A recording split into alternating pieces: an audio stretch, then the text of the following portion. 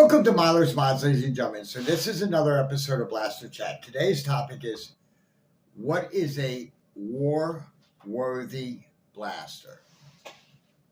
And there's several factors in this, such as what I consider to be a war-worthy blaster is a blaster that does not fail above all else. Okay, such as it has premium parts in it. It is very easy to maintain. It's not prone to failure. It's not prone to jams. Not prone to malfunctions. And above all else, when you drop it, it doesn't break or chip or shatter or anything like that. So what I'm basically getting at is that there's several types of war-worthy blasters. Some people will use a 3D printed blaster as a war-worthy blaster, but usually people that do that also have their own printers, so they can just reprint parts at will. It is what it is, but they're always reprinting parts, but it happens. The other example would be something like this here, the Seagull. The same thing with the Harrier, the Kern, the Blase, the MK4, whatever. Those are all war-worthy blasters. They are very easy to maintain, very easy for upkeep. They have basically the same features. The only thing that you may have to do is like change out the springs and lube them. Seriously. But there's also a flip side too, like this blaster here, I would consider a war-worthy blaster, but however, you have to consider it this way. The more mods you put into a blaster, the more expensive it becomes. Such as my Harrier is probably a $300 Harrier. Just because of the metal upgrade parts inside of it.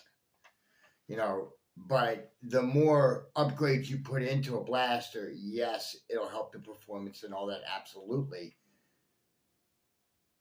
That's one more chance of something failing and breaking. You see what I'm saying?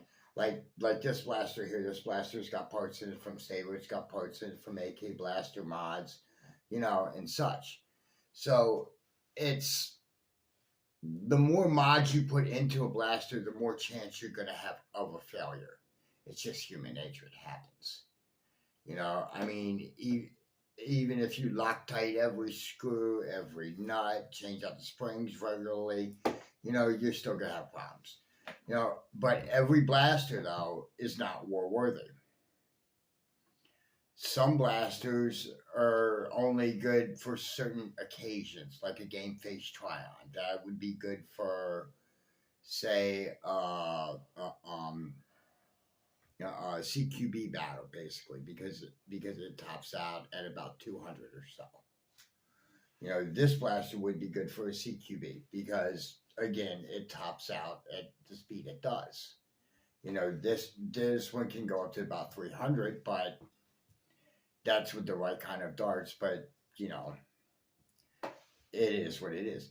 The whole thing is, though, to be war-worthy, though, you have to have a blaster that's not going to fail. And I don't care if you buy a blaster like this and you tune it to the 9s like this one is, or something like that, or if you go out and you buy a Seagull or a Harrier or whatever, it just doesn't matter what kind you buy. But the more mods you have into a blaster, the more upkeep you're going to have on it. It's more about upkeep at that point, Like, I know people that before they go out to an event, they take their blasters, whichever ones they are, and they lube them. They get them ready. That's what I do. Like if I'm going to an event somewhere, I'll sit there, break down my blasters and lube them and clean them and get them ready. Just so that they're at their peak performance when they get there. Right? But like I said, though, the problem with the more mods you put in it, the more chances you have a failure because you're changing out many, many stock parts at that point. Sometimes it's good, sometimes it's bad. if you want to buy a blaster that basically won't fail you, get yourself a Springer. Seriously, I've had very little failure rate from Springers. 3D printed Springers, that's a different story, but that's mainly because of the 3D printing. And I've been known to drop my blasters. So that's what it is. But yeah, it's very simple to have a war-worthy blaster nowadays. Even the Nexus Pro is considered war-ready.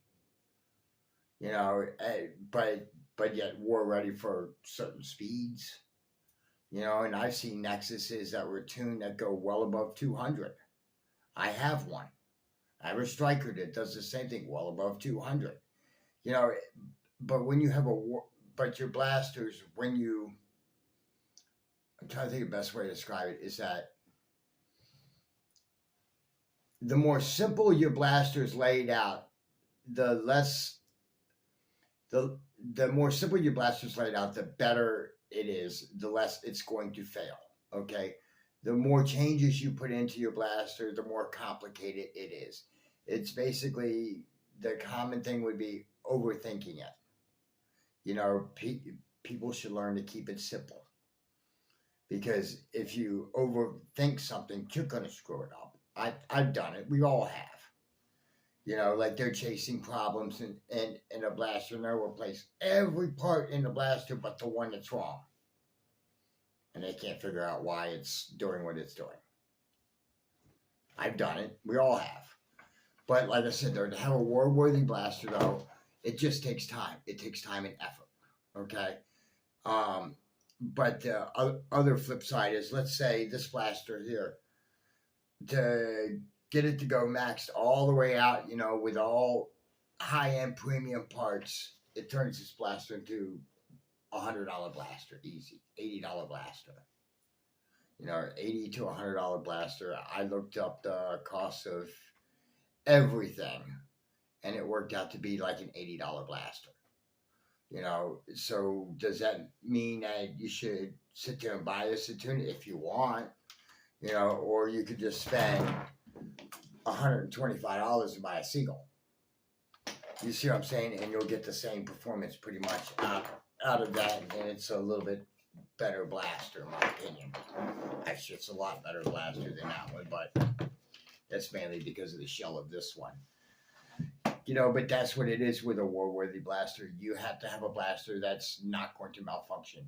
You're going to have a blaster that is easy to maintain. You're also going to want a blaster that is not going to break when you drop it. Because I've seen so many blasters break just by people dropping them. And they don't do it on purpose. They don't go, I don't want this anymore, No, it just happens. But in any event, ladies and gentlemen, that's my thoughts on war-worthy blasters. Thank you for watching, and until next time, this is Myler's Mods signing off.